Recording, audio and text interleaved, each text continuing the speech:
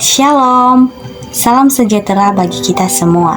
Perkenalkan, nama saya Jessica Ratnasariwaru, NPM 2309-10367 dari Fakultas Ilmu Pendidikan, Program Studi Pendidikan Guru Sekolah Dasar. Pada kesempatan ini, saya akan mempresentasikan materi tentang Kitab Suci. Sebelum saya masuk ke dalam materi, saya mengucapkan terima kasih kepada dosen pengampu, dosen Sustriyanti Naibaho, telah memberikan saya izin dalam mempresentasikan materi yang berjudul Kitab Suci.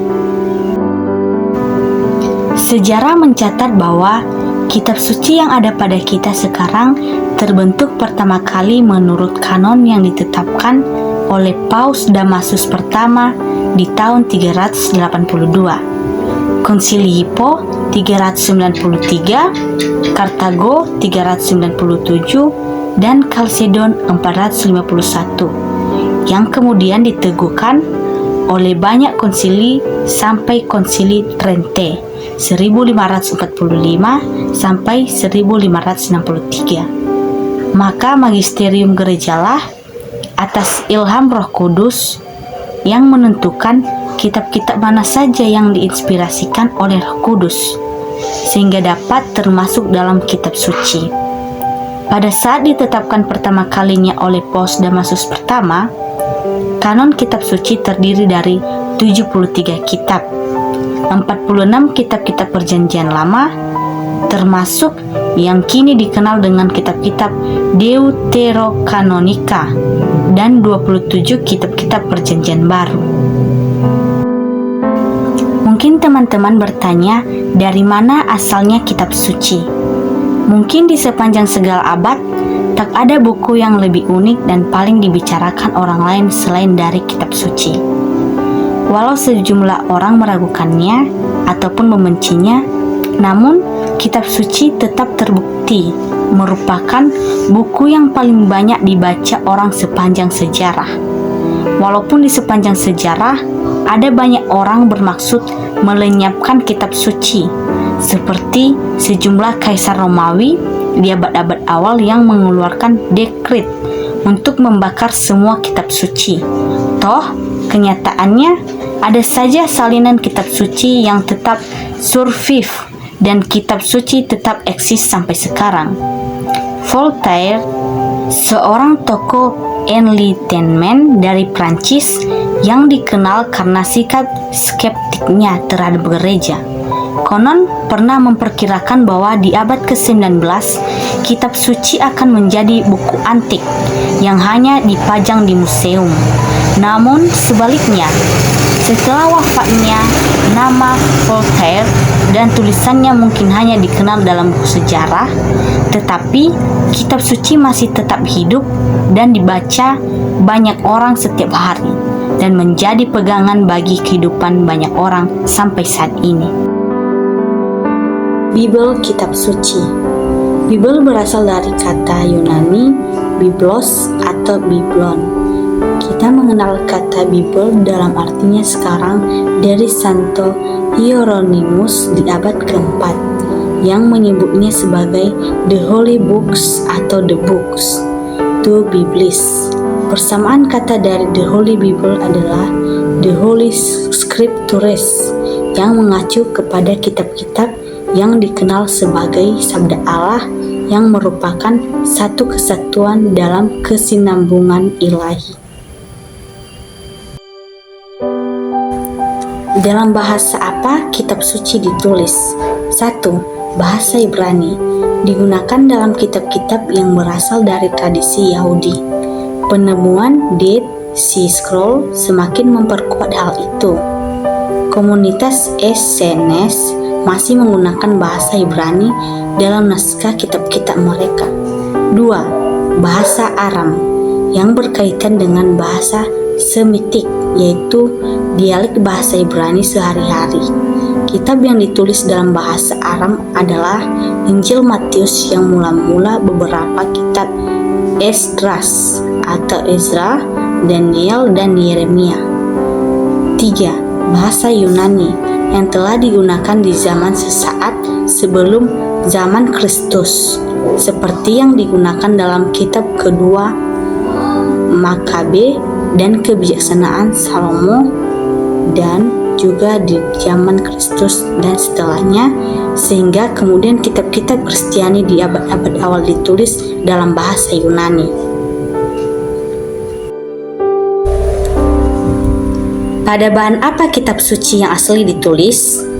Terdapat dua bahan material yang digunakan untuk menuliskan teks kitab suci.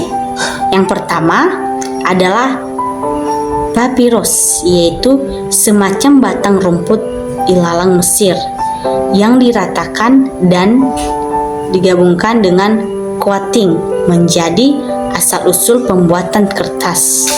Material ini lebih murah namun lebih tidak tahan lama. Yang kedua adalah bahan dari kulit binatang yang sering dikenal dengan sebutan parchment vellum. Bahan ini lebih tahan lama. Awalnya baik papirus maupun vellum digabungkan menjadi gulungan disebut scroll. Namun kemudian berkembang penulisan pada lembaga vellum yang disatukan menjadi bentuk buku, dan ini disebut kodeks. Penyusunan menjadi kodeks ini sudah dimulai di abad kedua sebelum Masehi, namun kemudian menjadi populer di zaman umat Kristen.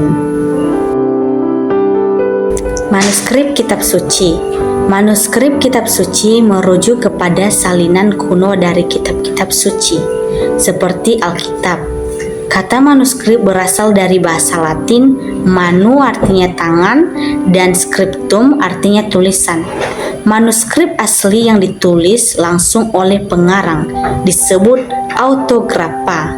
Naskah Alkitab dapat berupa gulungan kecil berisi ayat-ayat dari Alkitab Ibrani atau Tanakh, atau kitab besar poliglot berbentuk kodeks yang memuat perjanjian lama dan karya-karya di luar kanon Alkitab. Naskah Alkitab tertua yang masih ada berasal dari abad ke-10 sebelum Masehi. Sebagai contoh, koleksi manuskrip Puslitbank, Lektur, dan Kasanah keagamaan mencakup kitab suci dengan berbagai ukuran dan asal. Sementara ilmu kritisisme tekstual berusaha merekonstruksi teks asli dari naskah-naskah tersebut. Studi naskah Alkitab penting karena salinan tulisan tangan kitab-kitab dapat mengandung kesalahan, dan ilmu kritisisme tekstual berperan dalam merekonstruksi teks asli dari kitab-kitab tersebut. Kesimpulan, kaitan tak terpisahkan antara tradisi suci, kitab suci, dan magisterium gereja. Pemahaman akan asal-usul terbentuknya kitab suci harusnya semakin membantu kita untuk mengakui bahwa sesungguhnya kitab suci yaitu ajaran Kristus dan para rasul yang dituliskan, tidak terpisahkan dari tradisi suci, ajaran lisan, dan Kristus dan para roh kudus. Sebab kitab suci berasal dari ajaran lisan dari Kristus dan para rasul, yang kemudian dituliskan atas dasar kemampuan memori dari para penulisnya, dan juga pertama-tama atas dorongan Roh Kudus. Dengan kata lain, kitab suci mengambil sumbernya dari tradisi suci yang telah hidup dan berakar dalam jemaat. Maka tidak menjadi masalah jika faktanya teks kitab suci yang asli atau original kemungkinan sudah punah di gereja. Hal ini terlihat dari banyaknya teks kitab suci yang dikutip dalam tulisan para bapa gereja yang hidup di abad-abad awal tersebut. Inilah yang menyebabkan kitab suci diturunkan dan dituliskan dengan tingkat akurasi yang tinggi, walaupun salinan baru dapat ditemukan di abad berikutnya. Sejumlah salinan teks ditemukan di tahun 130, atau mayoritas teks ditemukan dalam Codices yang umumnya berasal dari abad keempat. Selanjutnya, terbentuknya kitab suci juga tidak dapat dipisahkan dari proses penentuan kanonnya. Sebab tidak semua dari karya tulis di abad pertama dapat dikatakan sebagai karya yang diinspirasikan oleh Roh Kudus. Magisterium gerejalah pertama kali oleh Paus Damasus pertama yang pada tahun 382 menentukan kitab-kitab mana yang diinspirasikan Roh Kudus sehingga termasuk dalam kanon kitab suci. Maka kitab suci yang kita ketahui sekarang berasal dari Magisterium gereja. Baik, sekian dari presentasi saya. Sebelumnya saya minta maaf jika ada kesalahan baik dari pengucapan atau tutur kata. Semoga hasil presentasi saya ini bisa bermanfaat bagi kita semua. Terima kasih. Shalom.